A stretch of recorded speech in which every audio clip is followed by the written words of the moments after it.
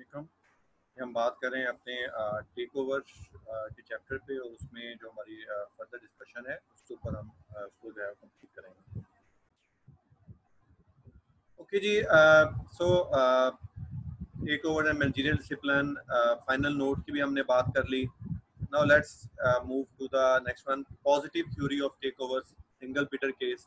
यहाँ तक हम सारी बात कर रहे थे जो pure theory of takeovers थी।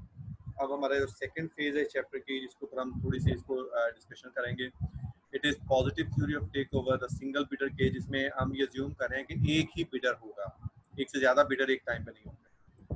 तो the pure theory of takeover focuses on the price the firm would want to charge the raider in an acquisition and on the associated likelihood of a takeover। जो हमने पहली pure theory की बात की है उसके अंदर जो हमारी सारी डिस्कशन रही है वो इस चीज़ के ऊपर है कि जो फर्म है वो कितनी प्राइस चार्ज कर सकती है जब रेडर उसको एक्वायर कर रहा है और टेक ओवर की लाइक्लीहुड क्या होगी। It does not elicit the mechanism through which this price will actually come about। लेकिन ये उस मैकेनिज्म को डिस्कस नहीं करती जिस मैकेनिज्म से वो प्राइस एक्चुअली आएगी। In contrast, the positive theory of takeovers has given some common institutions and looks at how they impact the likelihood of a takeover and the price paid by the raider। इसमें हम ये देखेंगे कि take over की जो likelihood है, जो different institutions, जो कॉमन इंस्टीट्यूशंस इसको इन्फ्लुएंस कर रहे होते हैं और रेडर जो उसकी प्राइस पे करेगा।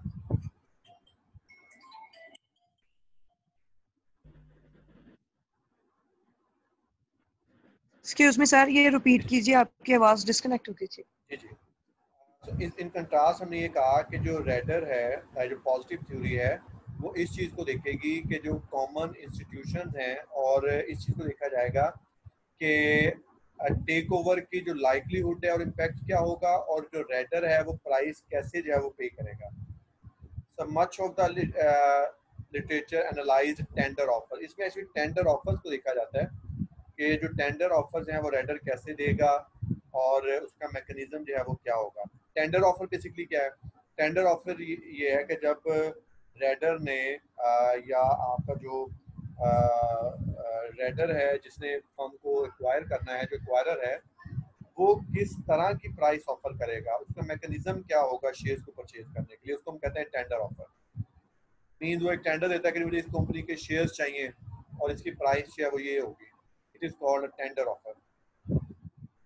Assuming that there exists a single bidder in a stylized tender offer, the raider makes a price offer and shareholders then individually decide whether to tender their shares or not। तो basic इसका system क्या होता है कि अगर single bidder है तो वो एक टेंडर ऑफर देता है।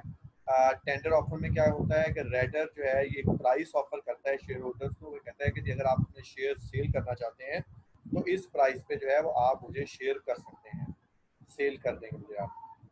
और इंडिविजुअल जो फिर हैं, जो शेयर होल्डर्स हैं, इन्वेस्टर, वो इंडिविजुअली ये डिसाइड करते हैं कि उन्होंने अपने शेयर्स टेंडर करने हैं या नहीं। मीन उन्होंने अपने शेयर उस एक्वायरर को, उस रेडर को जो है वो सेल करने हैं या नहीं करने।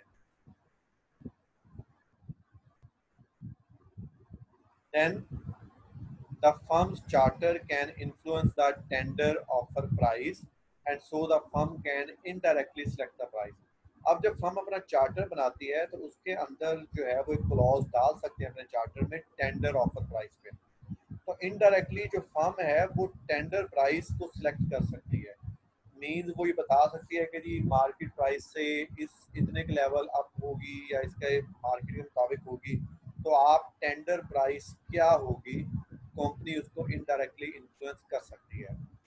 सो offer may be restricted to a certain percentage of outstanding share और unrestricted the raider purchases all tendered shares regardless of their number. तो जब आप टेंडर ऑफर देते हैं, जब रेडर टेंडर ऑफर देगा तो वो रिस्ट्रिक्टेड ऑफर भी हो सकती है। वो ये कह सकता है कि नहीं मैंने 51% तक शेयर परचेज करने हैं, तो फर्स्टली जितनी मेरे पास शेयर्स आएंगे मैं परचेज करता जाऊंगा इस प्राइस पे, और उसके बाद जब मेरे 51% शेयर्स परचेज हो जाएंगे तो उसके बाद मैं शेयर परचेज नहीं करूँगा। या वो अनरिस्ट्रिक्टेड भी हो सकती है कि रेडर ये कहे कि जी अनरिस्ट्रिक्टेड है, जितने शेयर्स आ जाएंगे चाहे वो 90% भी आ जाए तो भी मैं परचेज कर लूँगा। Similarly Offers may be conditional on the raiders acquiring a certain percentage of the shares. As example, a simple majority stake of 51% और अनकंडीशनल. उसके साथ साथ ये भी हो सकता है कि ये कंडीशनल और अनकंडीशनल भी हो सकती है. कंडीशनल में क्या होगा कि रेडर ये कहेगा कि जी मैं टेंडर्ड शेयर परचेज करूंगा अगर कम से कम मेरे पास सिंपल मेजॉरिटी के शेयर्स आ गए, यानी कि 51% या उससे ज़्यादा के शेयर्स आ गए, तो मैं इसको टेंडर को एक्सेप्ट कर लूँगा. मेरे पास जितने शेयर्स आए होंगे 51% चाहिए तो 51%, अगर वो रिस्ट्रिक्टेड है या अगर अनरिस्ट्रिक्टेड है तो 51% के ऊपर जितने भी शेयर्स आए होंगे वो भी वो परचेज कर लेगा. ये कंडीशनल ऑफर होगी. वो कहेगा जी मैं मिनिमम 51% आएंगे तो परचेज करूंगा, अदरवाइज नहीं करूंगा. या ये अनकंडीशनल हो सकते हैं. वो कहे कि जी मेरे पास 10% भी आ गए, 20% भी आ गए, 30% भी आ गए, तो भी जो है मैं परचेज करूंगा. तो टेंडर ऑफर में दो चीज़ें होती हैं. It can be a restricted tender और अनरिस्ट्रिक्टेड टेंडर. रिस्ट्रिक्टेड टेंडर में शेयर जो टेंडर है वो ये बता सकता है कि जो है ना वो उसके अंदर जो है वो ये बताया जा सकता है कि जी ये रिस्ट्रिक्टेड ऑफर है कि इसके अंदर जो है ना आपका बेसिकली आप ये बता देंगे कि जी मुझे कम से कम मैंने 51% शेयर लेने हैं. और अनरिस्ट्रिक्टेड है जिसके अंदर जो है वो आप ये बता देते हैं कि जी ये अनरिस्ट्रिक्टेड होगी, मेरे पास जितने भी शेयर्स आ जाएंगे मैं परचेज कर लूँगा. It is called restricted tendered offer और अनरिस्ट्रिक्टेड टेंडर ऑफर. जबकि दूसरे केस में जो दूसरी कैरेक्टरिस्टिक हो सकती है टेंडर की वो कंडीशनल और अनकंडीशनल हो सकती है. कंडीशनल में वो ये कहेगा जो रेडर है कि जी मैं अगर कम से कम 51% शेयर्स आएंगे तो मैं जो है वो एक्सेप्ट करूँगा. और इस कंडीशन में वो कंडीशनल टेंडर कहलाएगी. और वो आपकी ऑफर जो है वो अनकंडीशनल भी हो सकती है कि उसमें 51% की मिनिमम कंडीशन जो है वो ना रखी जाए. So in a first step, we will assume that all shares carry equal voting rights and that the raider needs a simple majority. इसमें हम ये assume करेंगे कि तमाम shares के voting rights similar हैं और जो raider है उसकी simple majority चाहिए, mean 51% की majority चाहिए. More generally, a fraction of the shares in order to gain control, replace incumbent management and implement new policy. और इसमें एक फ्रैक्शन ऑफ शेयर्स है 51%, अगर आप वो गेन कर लेते हैं तो आपको कंट्रोल मिल जाएगा और आप इनकम्बेंट मैनेजमेंट को रिप्लेस करके जो है वो न्यू पॉलिसी को जो है वो इम्प्लीमेंट कर सकते हैं. So that is a raider who purchases only a minority of shares or more generally a fraction less than required shares is on the same footing as any other investor and neither delivers investor value V cap nor enjoys rent W cap from control. इसका मतलब ये है कि अगर raider को जो है वो सिंपल मेजॉरिटी ना मिली, मींस उसको कंट्रोलिंग शेयर्स ना मिले जो 51% या उससे ज़्यादा भी हो सकते हैं. अगर वो उसको ना मिले, उसके पास 40% शेयर्स आए और मेजॉरिटी 51% पे है, तो वो उसको कंट्रोल नहीं मिलेगा. उसकी सिचुएशन वही होगी जो दूसरे शेयर होल्डर्स की होगी, जो दूसरे इन्वेस्टर्स की होगी. तो ना ही जो है वो investor value we can deliver कर सकेगा और ना ही उसको कंट्रोल से अपने बेनिफिट मिल सकेगा. उसको वही बेनिफिट मिलेगा जो बाकी शेयर होल्डर्स को बेनिफिट मिलता होगा.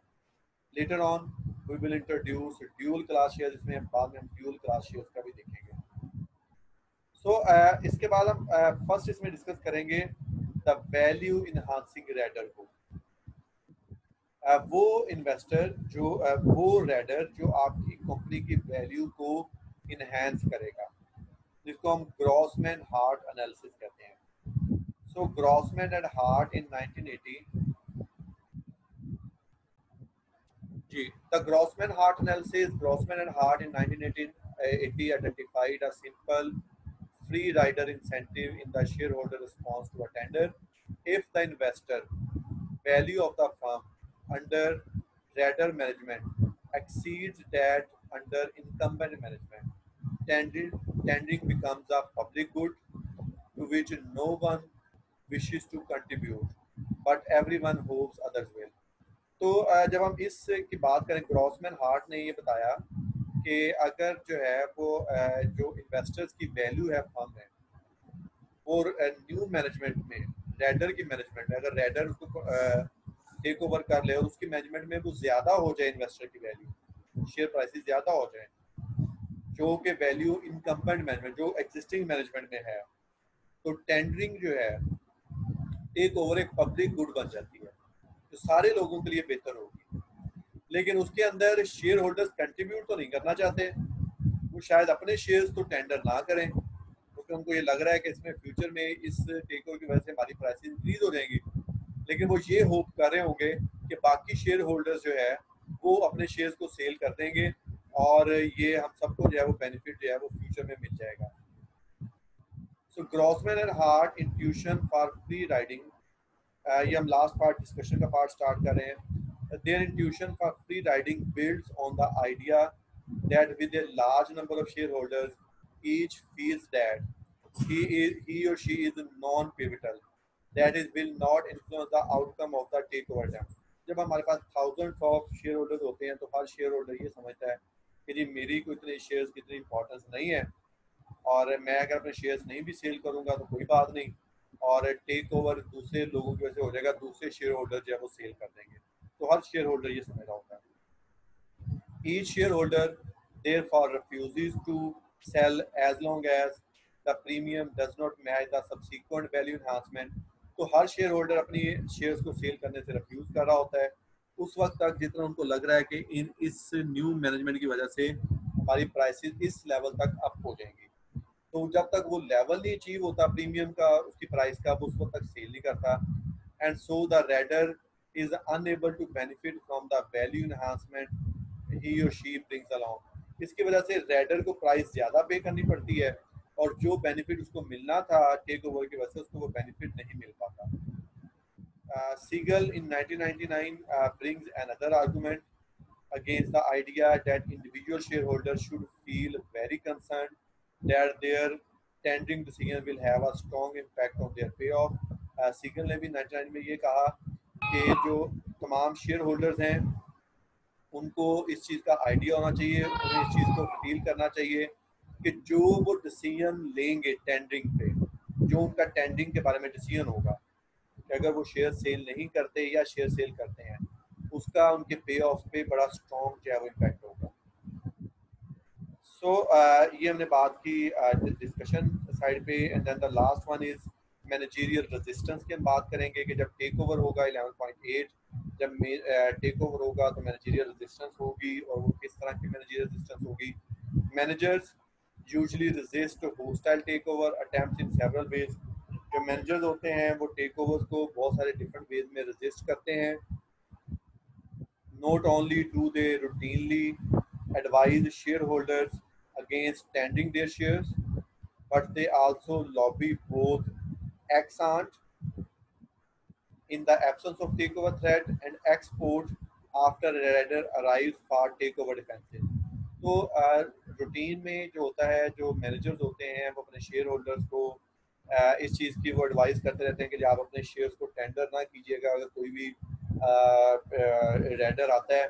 उसके साथ साथ जो है वो लॉबिंग भी करते हैं वो शेयर होल्डर्स के साथ कि अगर अभी टेक ओवर थ्रेट नहीं भी है तो भी वो लॉबिंग रखते हैं शेयर होल्डर्स के साथ, इन्वेस्टर्स के साथ। और एक्सपोर्ट, और जब वो रेडर आ जाता है, थ्रेट आ जाता है, तो भी वो टेक ओवर डिफेंसेस पे चले जाते हैं। Recall that takeover defenses must be approved by shareholders. हमने इसको डिस्कस किया था कि जो भी टेक ओवर डिफेंसेस होते हैं उसको शेयर होल्डर अप्रूव करते हैं। As in the case of corporate charter defences, चाहे वो कॉर्पोरेट चार्टर के डिफेंसेस हो such as super majority rules और स्टैगर्ड बोर्ड और by the board as in the case of poison pill. तो जितने भी हमने डिस्कस किया उसमें शेयर होल्डर्स की इन्वॉल्वमेंट होती है। So in response to a takeover, a firm may also threaten the raider with litigation to gain time. अगर टेक ओवर आता है तो जो मैनेजमेंट है या फर्म है वो रेडर को ये भी कहते हैं कि हम लिटिगेशन में चले जाएंगे ताकि टाइम मिल सके। May sell some of the assets desired by the raider to a third party. वो रेडर को ये भी कह सकते हैं कि अगर आप इन एसेट्स के लिए आ रहे हैं तो आपके टेक ओवर करने से पहले पहले हम इन एसेट को किसी दूसरी पार्टी को सेल कर देंगे। Increase debt prior to the bid, उसको कहते थे कि ये आपने जैसे ही आप बिड देंगे हम उससे पहले पहले डेट बहुत ज़्यादा ले लेंगे ताकि आपके भी मसले आ जाएंगे। so acquire another firm to create anti trust problem for the bidder. वो बिडर को ये कहेंगे हम किसी ऐसी कंपनी को परचेज कर लेंगे, अपने जो फ्री फंड है वहाँ पे लगा देंगे जिसका आपको बेनिफिट नहीं होगा।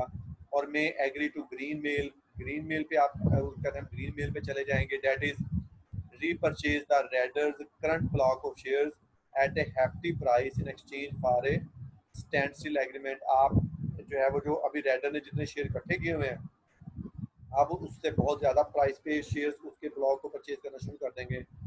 Under which the raider promises not to seek control of the firm in the future. और इन सब सूरत में जो है रेडर को शायद ये प्रॉमिस करना पड़ेगा कि जी वो फ्यूचर में कंट्रोल लेने की कोशिश नहीं करेगा। So it is not clear why managers should have a say in such decisions. They face an obvious conflict of interest. A successful takeover is likely to result in the loss of employment and the control of their rent. तो क्योंकि उनको ये पता वो ये सारे resistance करेंगे, वो सब डिसीजन में आएंगे, उसकी रीज़न ये है कि उनको ये पता है कि अगर सक्सेसफुल टेक ओवर हो गया तो इस चीज़ के बहुत ज़्यादा चांसेस हैं कि उनकी एम्प्लॉयमेंट चली जाएगी और जो रेंट, जो बेनिफिट्स, जो प्रिविलेजेस उनको मिल रही हैं एज ए मैनेजर, वो उनका कंट्रोल नहीं रहेगा, वो प्रिविलेजेस जो है वो भी चली जाएंगी।